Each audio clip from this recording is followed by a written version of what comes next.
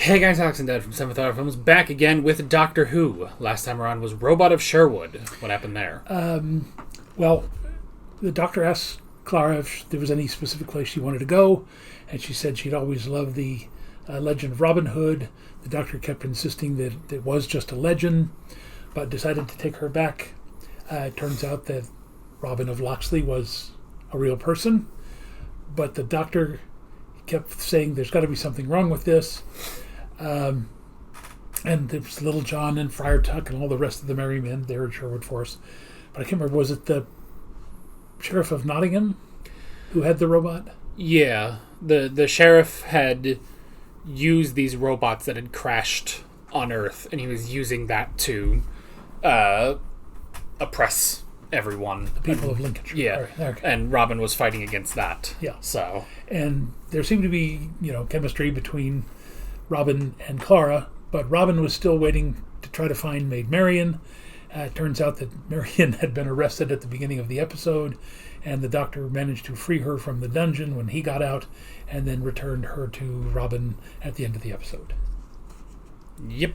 So, Enjoyable. I mean, I personally always like the historicals where they meet actual people in Earth's history or similar versions in alien history.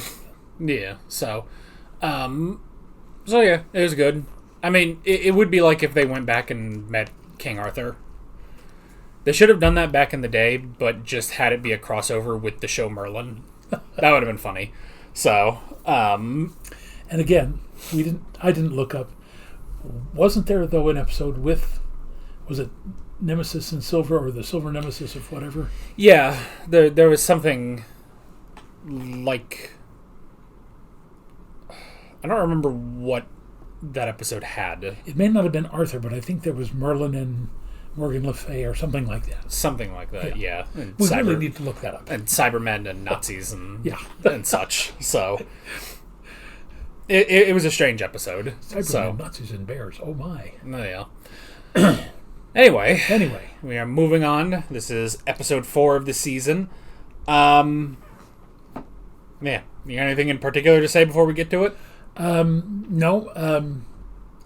I think I had mentioned that I've started on the Discworld Death series. I did finish book 1. I'm still reading book 2 because I'm also in the middle of starting to do some more writing. So that'll be a while before I get everything finished. I guess I could say I've been reading a Doctor Who novel off and on. It's called Scratchman. It's actually written by Tom Baker, and is the 4th Doctor and Sarah and Harry, and they go on a little adventure, and it's kind of terrifying because they find this very small town, and it's being attacked by scarecrows that turn you into scarecrows in like the most horrifying way. Like your flesh peels off and like a scarecrow is born from it. Tom really made it scary. He's not on TV anymore, so he can go all out. When did he write this? I want to say like 10 years ago or so. So He still would have been in his 70s or 80s then, wouldn't he? yeah, because he's in his 90s now. Yeah. So, but I've enjoyed it. I have not kept up too much with it because I was mostly reading it while we were on vacation, but I haven't finished it yet. And the framing device of the story also is that the Doctor has been arrested by the Time Lords and put on trial because they say you've gone too far this time. With your ways, you're going to destroy the universe and everything. And so he starts explaining the story about this small little English town that was attacked by scarecrows, and you're kind of sitting here like, how does this get to why he was arrested by the Time Lords? But it's also very funny, and there's a lot, especially in those the in between chapters of the Doctor just ragging on the Time Lords as much as he can. So, And I still have, I think, 3 of those Doctor Who novelizations that you've given me. That they're in a stack, and I've gotten through 5 or 6 of them, but I think there's still at least 3 that I've got to get through. yeah, I haven't read any of them. So, but there are a couple. There's a couple from the modern series I also want to try reading at some point, but I don't know, reading is reading is hard. I can't get through it in a timely manner. So, but anyway, All right. So I'm assuming with the title of this one being "Listen," I hope this is not about the silence. Are they No. done with? no more silence. No more silence. That's the end of that. Man, this one's interesting. Let's get into it. All right. Doors of the TARDIS open.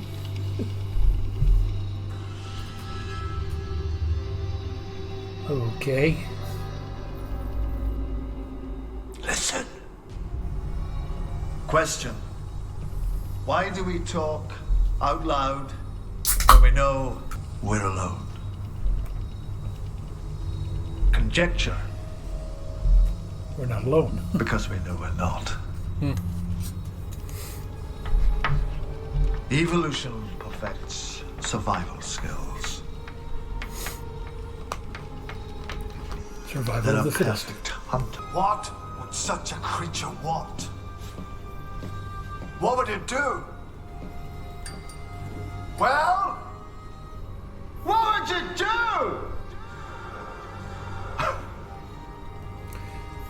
Unless it was completely motionless, it can be, the movement can be detected. Yeah. If it's alive, heartbeat or pulsing blood, sound of organs will be detected.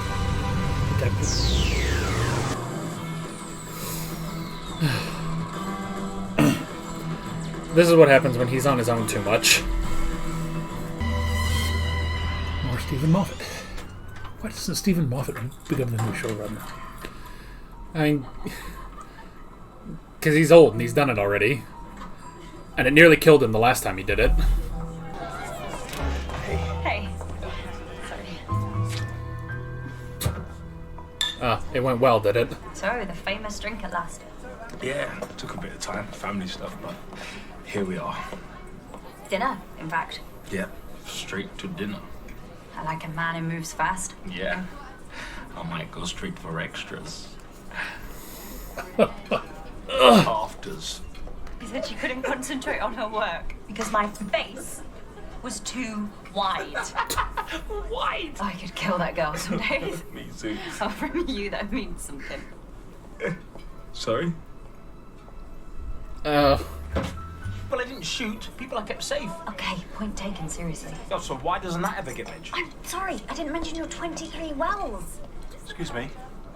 Sorry. Water for the table? Don't you worry, you'll probably dig for it.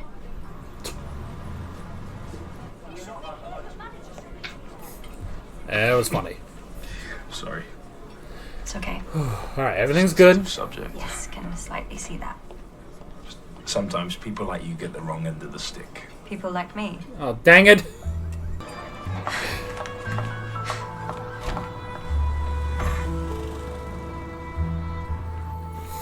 Alright. We are 0 for 2 now. You just have to squeeze through. Doctor, Why do you have 3 mirrors? Why don't you just turn your head? what are you doing in here? No, it's just possible that I might get a phone call. From the date guy? Well, it's too late. You've taken your makeup off. No, I haven't. I'm still wearing my makeup. All right, okay, well, you probably just missed a bit. Come on. What if the prickle on the back of your neck is the breath of something close behind you? How long have you been traveling alone? Perhaps I never have. Creepy. Yeah. It's like your handwriting. And then...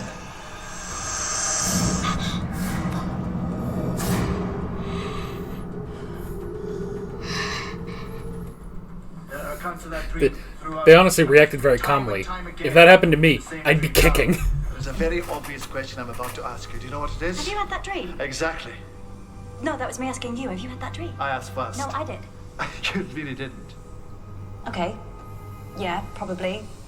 Yes. Everybody dreams about something under the bed. Why? See, I don't have that dream. I just put my mattress on the floor. Can't be anything under it. What is it? I've never had that dream. You're now in mental contact with the TARDIS, so I don't think I suppose it could still happen at some point. end up on all this. What's under your bed? It's a creepy smile. It's terrifying. Do you think it's warm? Don't get this. The date's fine. Come on. Come on, where? Your childhood. You know, the thing he normally says you shouldn't do. Yeah. What do you think it smells like? Everybody does that. Yes. Everybody. Who turned your telly off? It does that. It just goes off.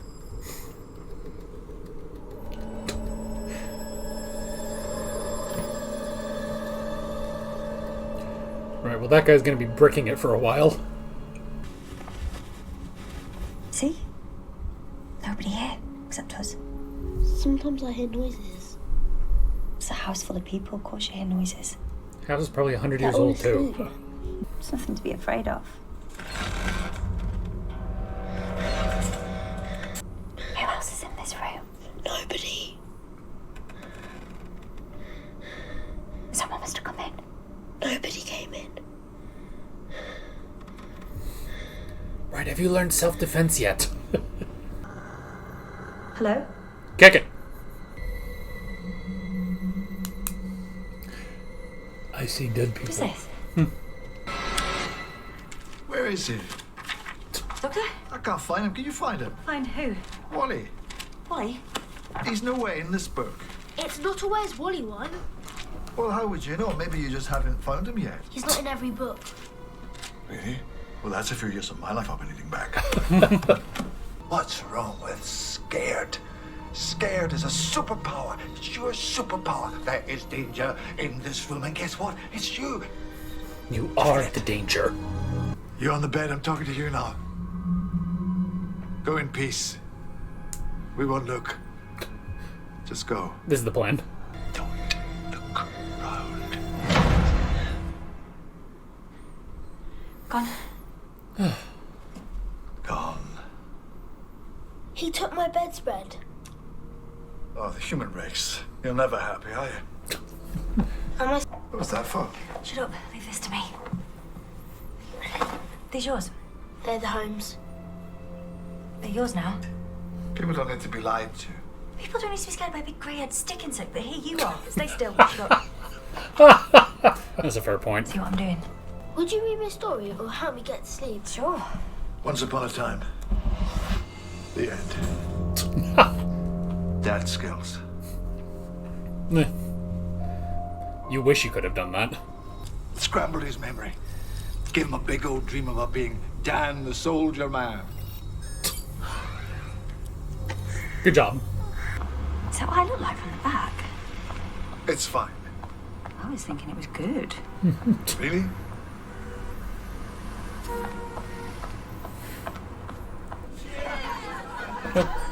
To be fair, she's already done this better than Rose did in Father's Day, so...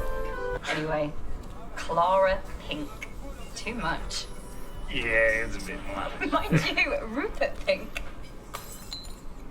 Sorry? Oh, come on, you got a second chance! Tell me the truth, because I know when people are lying to me. However weird this thing may be. Just tell me the truth. It's not weird.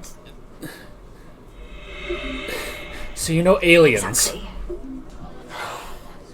right? Go back in time, try it again. And I would just like to know, is there any other way you can make this any more surreal than it already is? Hello. Ah, Clara! Well done, you found her. No, this is really a bit strange. Danny, What's going on with your face? It's all eyes. Why are you all eyes? Get them under control. Do you have any old family photographs of her? You know, probably quite old and really fat looking. I don't. Well, you'll have to trace the TARDIS telepathic circuits. I fired them up again, but the TARDIS brought me straight to him. So he has something to do with your timeline. You did all of this in the past 5 And you minutes. will never guess where I found him. In hell. Look at him now. Robinson Crusoe at the end of time itself. Last man standing in the universe. I always thought that would be me. It's not a competition. I know it's not a competition. I mean, but you are standing here. You also stood here a while back, Looks like too. he's packing. Is everything okay? Yeah, fine. I'm fine. Do I know you? No. She do the all eyes things because her face is so white. She needs 3 mirrors. Doctor. Do me a favour. Take my advice. When you get home, stay away from time travel. Runs in the family. Or go back in time next time. That's a hell of a lot of ghosts. Do you have your own mood lighting now? Because frankly, the accent is enough. I told you, date. Serious. It's a date. Serious date. Do I have to bring him to you for approval? Well, I would like to know about his prospects. If you like, I can pop ahead and check them out. Frankly, you've already done enough. That's not the pipes. This is exchange of gas, I don't know. Atmospheric pressure equalizing. Yeah. Someone knocking. Yes. Doctor. If there's anyone there, they should start doing like a should pattern, actually like really a see. specific Hiding song. creatures, things from under the bed. No, Doctor! It's a pressure lock. Releasing it could have triggered the opening mechanism. Is there even an atmosphere out there? There's an air shell around the ship. Why are you still here? Because I am not going to leave you in danger! Then you will never travel with me again because that is the deal. TARDIS, now do as you are told! You're an idiot. I know.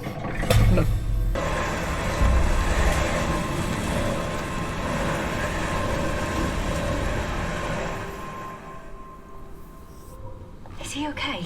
He's so cold. He'll be fine now. Oh, that's not a good sound. Have you got a plan? Telepathic circuits, I'll have to trace in them before. So? So apparently Yeah. I can do a thing. Well, that's your plan. It's not a plan, it's a thing. Hope that you can fly the TARDIS. He can't just run away crying all the time if he wants to join the army. He doesn't want to join the army, I keep telling you. Well, he's not going to the academy, is he, that boy? He'll never make a Time Lord. What? You went back to the Doctor's childhood.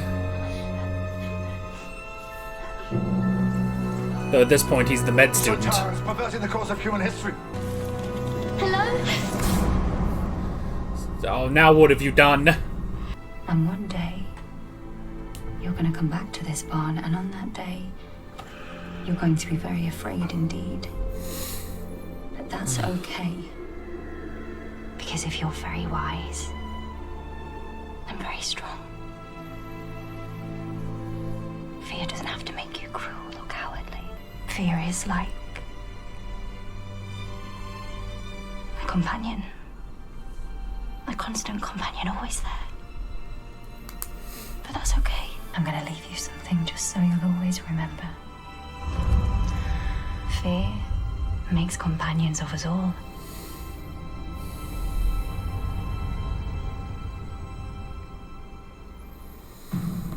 Alrighty. If you recall, though you probably don't because it's been years, and I don't even remember what episode it was, but the first Doctor said, "Fear makes companions of us all," to Barbara.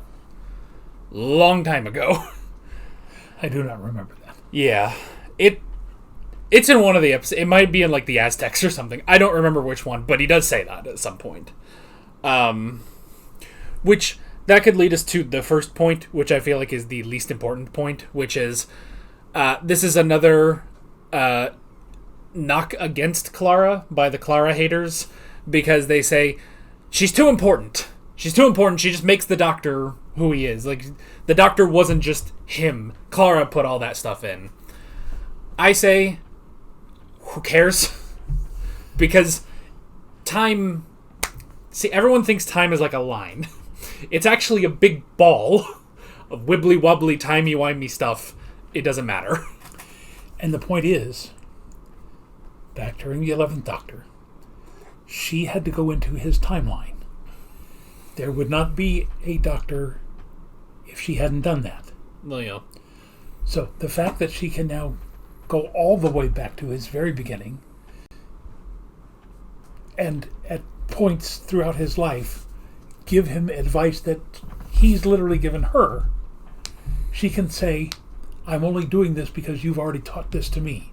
So I'm now making sure that you understand why or how you know it, not necessarily why you know it, but you will now be able to do this, not because I saved you, but because you saved me. Well, yeah. And I ended up saving you by you saving me. So, I mean, yes, it's all very complex, you know. It's a Mobius strip. Well, yeah. I don't think it negatively impacts the character of the Doctor. I don't know. Now, there's an old joke that I have to say here. Why did the chicken cross the Mobius strip? Why? To get to the same side. Yeah. That's what's happening here. That's true. Yeah. Okay. It all has to tie up. Again, it's not linear. It's timey-wimey, and it's wibbly-wobbly. No, yeah. And that's why. In 60 years, nobody ever explained it, and this is Moffat's attempt to say, I'm going back to the first Doctor, to something that he said to Barbara, and saying, this is how he got to be where he was, because he essentially, by injecting himself into time, he not only changed time, but time changed him. Yeah. I mean, because the whole thing of, well, the Doctor, all that the Doctor is because of Clara. And it's like, well, but then you say, okay, but then how is Clara the way she is? Well, Clara's the way she is because of the Doctor. But the Doctor is the way he is because of Clara. Like, it just, like, you can't, yes. You cannot go back. So it's like, there's no beginning, there's no end. And it's also just a TV show. Like like I am all in on, you know, discussing things in TV shows to like the finer details. But there's some things where it's just like, okay, that just is, you know. Now, I will say, and I always hate to say this, I like the storyline. I like the idea. Yeah, it's very confusing, but it does ultimately make sense. But Lord, was that slow. Yeah, it was very much a slow burn episode. And I think... So there's actually an interesting thing with this episode. That years later, there was a Big Finish audio story that had Jack Harkness and River Song. And apparently, they were the things knocking at the door at the end of the universe. Just, I guess, to mess with the Doctor. And that, I think, is way dumber than anything else of, you know, Clara created the Doctor, all that is like, no, that idea of, you know, taking away that mystique is, I think that's a problem. No. I mean, and it doesn't matter. I know. I can sort of understand River Song, but Jack Harkness died, theoretically, as the face of Bo. I mean, he is still a time traveler, so he could have... And technically, Jack was at the end of the universe with the 10th Doctor and Martha for a little while. So, I mean, he can still time travel, but... Yeah, I don't much care for that. An interesting thing rewatching this is... It's interesting because this episode basically is the answer doesn't matter thing, which this was something that came up many times while we were watching classic Doctor Who, where you get an episode and we would ask, so what was this thing? You know? I actually saw a post, I don't remember if I mentioned it on here, but I saw a post where someone was like, oh yeah, I love old Doctor Who because there would just be an episode where there would just be, you know, people would just turn into werewolves, and the Doctor would just be like, well, yes, of course, that's the goo from the center of the earth that turns people into werewolves. And the Brigadier and Joe and everyone else would just have to be like, oh, yeah, I guess that makes sense. See, that's what he said. And it's just, like, the stupidest thing, but they just play it so sincerely. And it's like, I remember that episode. That was dumb. And they never explained it. one thing I at least like with this episode is, there's no answers. And we constantly asked for answers. Why was there seaweed that possessed people in that one episode of the second Doctor? And there's just no explanation. But you know what this episode makes up for with that? The questions. The Doctor asks the questions. And a lot of time in those classic episodes, he never asked a question. Like, that's kind of the thing. It's like, I don't even need an answer. I just want the question to be asked. So I don't sit here like an idiot asking questions. This will come up again, by the way. There will be more episodes like this one where it's like, well, what's the answer? We don't know the answer. We don't know what really, genuinely, we don't know what was there at the end of the universe. Is there some creature hiding, from everyone? Like, we don't know. But for goodness sake, he asked a question, and that's all I need. Now, we do know, we can postulate who was knocking. But in one of the shots, looking out the window, there was something flying past. There were two of them. So, and I think I said pterodactyls. Could have been, whooping cranes. Could have been, robins. Could have been hummingbirds. But something was there. I mean... And could have been, them pecking on the door. But we know something was there because we saw it. Yeah. So. But... Could have been rocks just flying through the air. Except that they had wings. Just that, they felt like it. I don't know. Yeah. They could be rocks of some variety that can fly, or they were just displaced somehow by gravity. I mean, that's the thing. We don't know. We don't know. They didn't explain it. Yeah. But the question was that... I mean, the whole episode was the question. But it was something. And that's what I appreciate. Especially because the Doctor is really, really smart. And when there is something he doesn't know, that's all the more interesting, because he has to figure it out. Even if he doesn't figure it out, I just want the attempt there. Yeah. So that's what I appreciate about this episode, and future episodes we'll get to. Again, minor thing. The 9th, 10th, and 11th Doctors didn't have an anti-hugging thing. Yeah. I mean, Is it just this particular incarnation when because he's older and... Yeah, I think it's funny. Yeah. I mean, he is kind of, like we said, he has kind of gone back to much of his original incarnation, and he's stripped away the masks and everything that he used to have as previous incarnations, and so now he just doesn't have that as a part of himself.